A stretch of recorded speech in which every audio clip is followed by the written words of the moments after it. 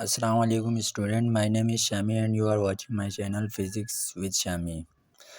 तो इससे जो प्रीवियस टॉपिक था हमारे पास वो था कंपाउंड माइक्रोस्कोप के ऊपर हमने लेक्चर अपलोड किया था। अब जो हमारे पास नेक्स्ट टॉपिक आ रहा है दैट इज़ टेलीस्कोप। टेलीस्कोप को आज हम स्टडी करते हैं कि टेलीस्कोप यूज़ क्यों किया जाता है। सबसे पहले तो इसकी स्कोप को देख लेते हैं कि क्या स्कोप है टेलीस्कोप का या फिर उसकी डेफिनेशन क्या है। तो एक बुक वाली जो डेफिनेशन है वो मैंने लिखी है, दूसरी जो अपनी ऑन वर्डिंग में डेफिनेशन लिखी है। दोनों में से जो आपको इजी लगे उसको चूज़ कर लें।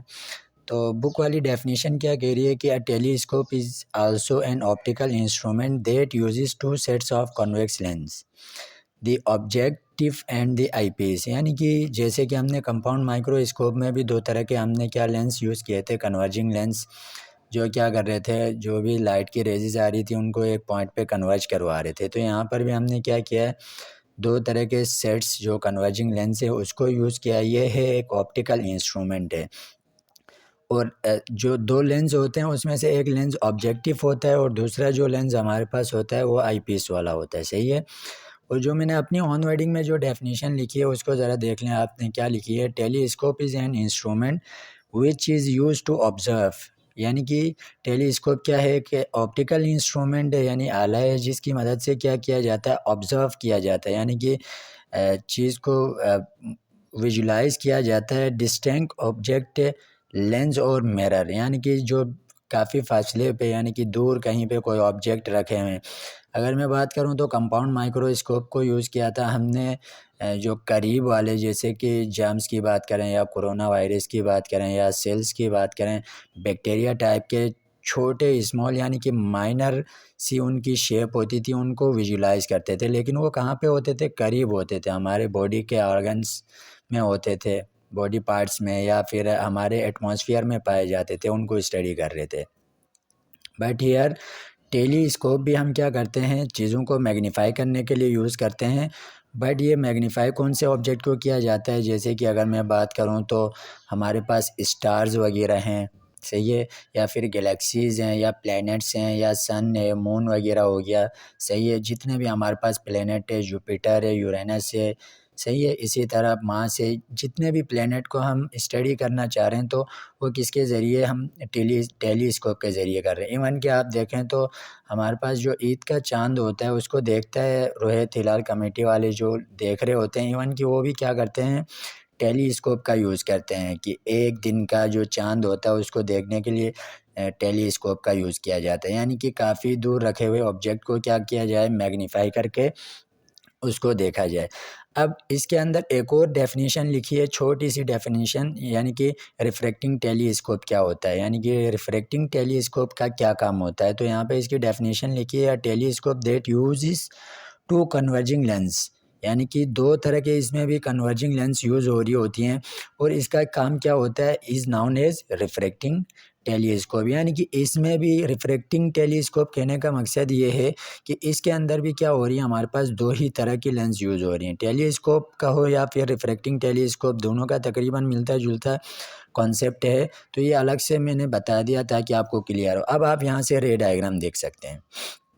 सबसे जो इम्पोर्टेंट चीज़ है यहाँ पे वो है हमारे पास रे डायग्राम। रे डायग्राम यहाँ पे मैंने बनाई है, ये आप देख सकते हैं। इसके अंदर ये एक लेंस यूज़ किया है, ये यहाँ पे कोई ऑब्जेक्ट प्लेस है, सही है। ऑब्जेक्ट हो सकता है सन, हो सकता है मून, हो सकता है स्टार, हो सकता है या डिफरेंट किसी भी प्लेनेट को ले लें यहाँ पे कंसिडर करें, या गैलेक्सीज़ में से किसी को एक को कंसिडर करें और क्या कर रहे हैं, यहाँ से आप इसको व्यू कर रहे हैं, सही है। दो तरह के लेंस यूज हो रहे हैं, एक क्या है हमारे पास बड़ा है, दूसरा हमारे पास क्या है, स्मॉल साइज़ का जो लेंस है वो यूज़ किया गया है। अब यहाँ से रेजेस निकलेंगे, यानी कि सन हो या कुछ भी हो, यहाँ पे जिस चीज़ को आप स्टडी कर रहे हो, लेकिन ये क्या हो, मैसिव हो, सही है, ये बहुत ही बड़ा होना चाहिए। इसको क्या कर रहे हो, आप स्टडी करना चाह रहे हो कि इसका साइज़ किस तरह का बनेगा। तो यहाँ से रेजेस यानी कि मल्टीपल इन्फिनाइट रेजेस निकल के आएंगी पैरेलल प्रिंसिपल एक्सिस के, और आके यहाँ से रिफ्लेक्ट होके बेंड होके यहाँ पे ये वाले पॉइंट पे यहाँ पे मिल रहे हैं। यानी कि ये जो पॉइंट जहाँ पे रेजेस आके मीट कर रही हैं, ये पॉइंट कहाँ पे होना चाहिए, इस जो आई वाली लेंस है यानी कि आई पीस का जो लेंस है उसकी फोकल लेंथ में आना चाहिए। जब ये तो हमें क्या होगा, हमें ऑब्जेक्ट लार्ज के होके दिख रहा होगा, यहाँ तो स्मॉल होगा, बट ये दोबारा से यहाँ पे फाइनल इमेज इस वाली जगह में कहीं बनेगा। ये जो फाइनल इमेज मैंने लिखा है ना, इस वाली जगह में इमेज फॉर्म होगा तो ये काफ़ी लार्ज नज़र आएगा। और साथ में क्या होगा, इन्वर्टेड होगा, सही है, सॉरी इन्वर्टेड नहीं, इरेक्ट होगा, वर्चुअल होगा। क्योंकि देखें तो आप इस लेंस के हिसाब से बात की जाए, ये वाली लेंस के हिसाब से बात की जाए तो ऑब्जेक्ट जहाँ पे था उसी साइड पे मतलब इमेज बन रही है। तो हम ऐसी इमेज को क्या बोलते हैं, वर्चुअल इमेज बोलते हैं और इरेक्ट बोलते हैं। और साथ में क्या होता है, इन लार्ज होता है, काफ़ी बड़े साइज़ का इमेज यहाँ पे फॉर्म होकर नज़र आएगा आपको, सही है। जो सन आप व्यू कर रहे थे, ये आँख का जो एरिया है उसको, और ये वाली जो एरिया होगा ये फोकल लेंथ होगी, किसकी, ऑब्जेक्टिव लेंस की फोकल लेंथ होगी। और ये फोकल लेंथ है किसकी, आई पीस की, सही है। ये अंदर जो डॉटेड एरिया है उसको कहा गया है focal length of eyepiece है। ये इमेज जहाँ पे फॉर्म हो रही है ऑब्जेक्ट लेंस के ज़रिए, ये वो वाला एरिया है। ऑब्जेक्टिव लेंस इसको कहा गया है, और आई पीस वाला जो लेंस है उसको कहा जाए। फाइनल जो इमेज हमारा फॉर्म हो रहा है वो इस जगह में हो। अब इसके बाद हम चलते हैं अपने जो दूसरी फिगर है उसकी तरफ चलते हैं। असल में जो इम्पोर्टेंट फिगर है ना वो ये वाली है, इसको ज़रा आप देखने की कोशिश करें। मैं थोड़ा सा जूम भी कर देता हूँ, इसको देख लें आप। इस फिगर के अंदर क्या हो रहा है देखें, यहाँ पर सिंपल रे डायग्राम में कि यानी कि वर्किंग जो होती है रिफ्रैक्टिंग टेलीस्कोप की, उसकी वर्किंग कैसी होती है उसको देखने की कोशिश कर रहे हैं, सही है। तो सिंपल वही कॉन्सेप्ट यहाँ पर भी यूज़ हो रहा था, जैसे मैं पीछे वाली फिगर समझा रहा था। दो लेंस हमने यहाँ पर भी लिए हैं, एक क्या है, बड़ी वाली लेंस है जिसको हमने क्या नाम दिया, ऑब्जेक्टिव लेंस का नाम दिया, और एक छोटी सी लेंस है जिसको हमने आँख के करीब रखा है, सही। ऑब्जेक्ट के करीब जो लेंस होगा उसका साइज़ बड़ा होगा, आँख के करीब जो लेंस होगी उसका साइज़ छोटा होगा, और उसको आई पीस लेंस कहा जाता है। और जो ऑब्जेक्ट के करीब लेंस होती है उसको ऑब्जेक्टिव लेंस कहा जाता है।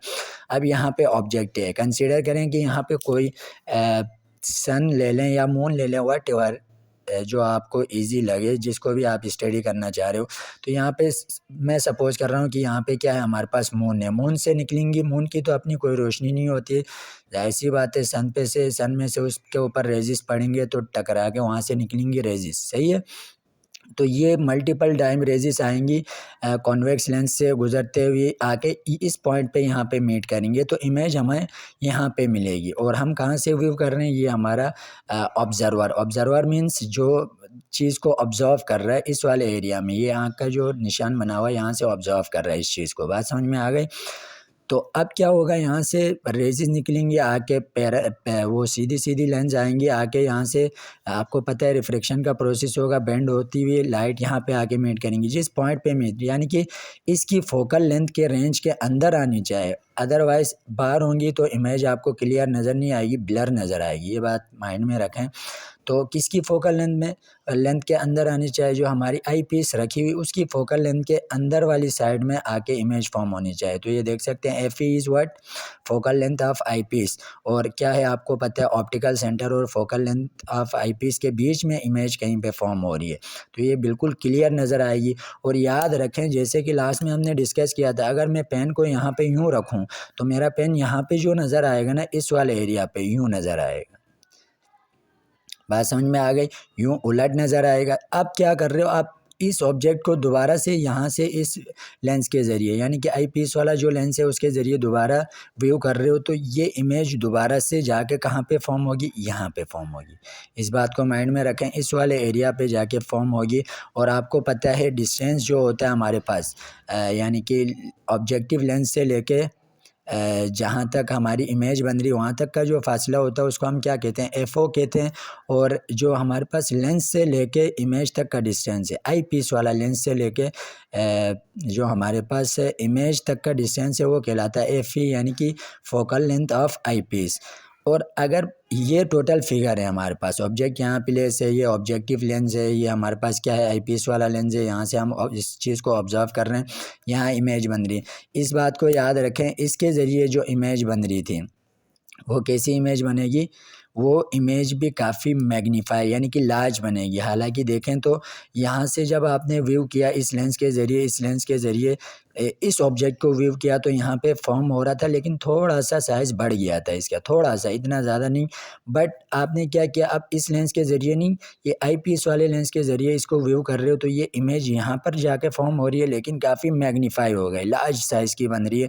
और आप देख सकते हैं इमेज जब ऑब्जेक्ट को यहाँ पे रखा तो इमेज यहाँ पे आके उल्टी बन रही है, यूं बन गई। अब यही इमेज बिल्कुल सेम एज इट इज़ यहाँ बन रही है।